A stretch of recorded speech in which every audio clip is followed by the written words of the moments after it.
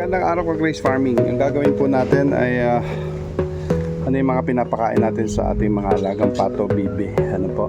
Kaya yun napakatipid. Una-una po meron po tayong 1 kilong darak ng palay. 1 kilong darak ng mais. 1 kilong black layer.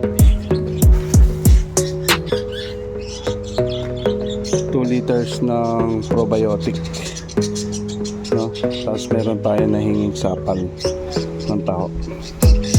Didelete lang po natin lahat yan.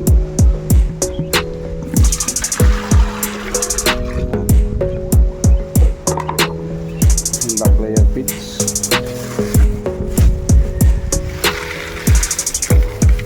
Sumama.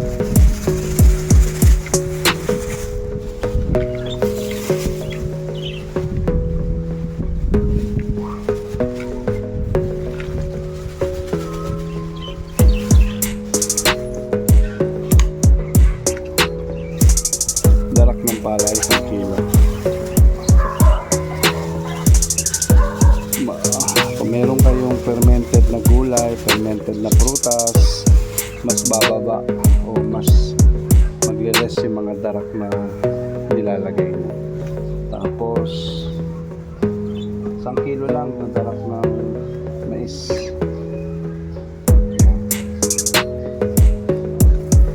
Dalawang kilo to na nabili ko. Pwede rin po ito sa mga alaga nyo native na manok. Ito rin po yung pinapakain ko, no? Yan, meron pa ako hanggang bukas. So napakababa ng gastos natin.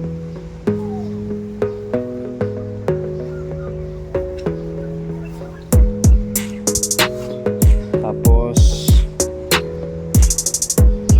sapal ng soya.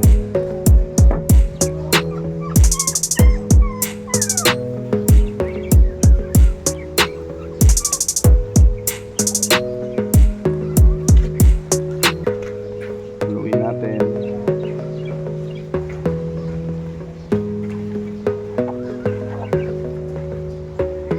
Ang tubig, kailangan ninyo ng sa Grace Farming probiotic.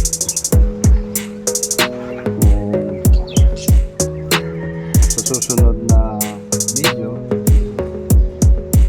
tignan natin paggawa ng probiotic.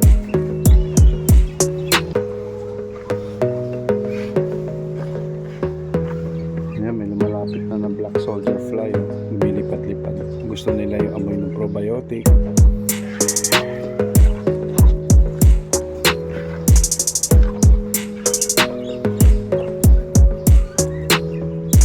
Haluin nyo lang maigi.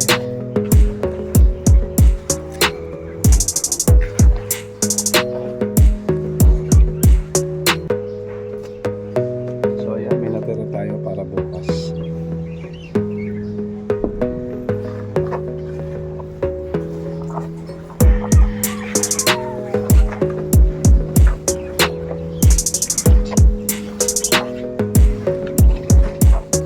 Mas maganda may mga gulay kayo.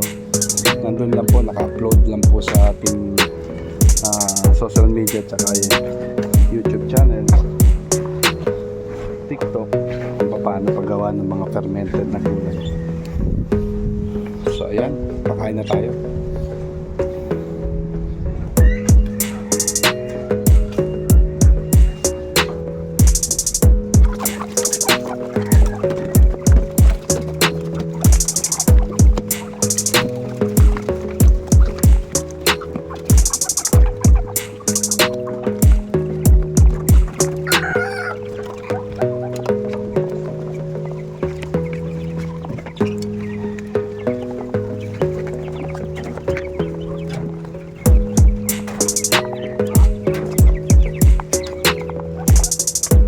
Ayan, Grace Farming, tingnan natin yung mga kanilang mga itlog kung maganda ba yung pakain na ginagawa natin. Napakasimple, ano?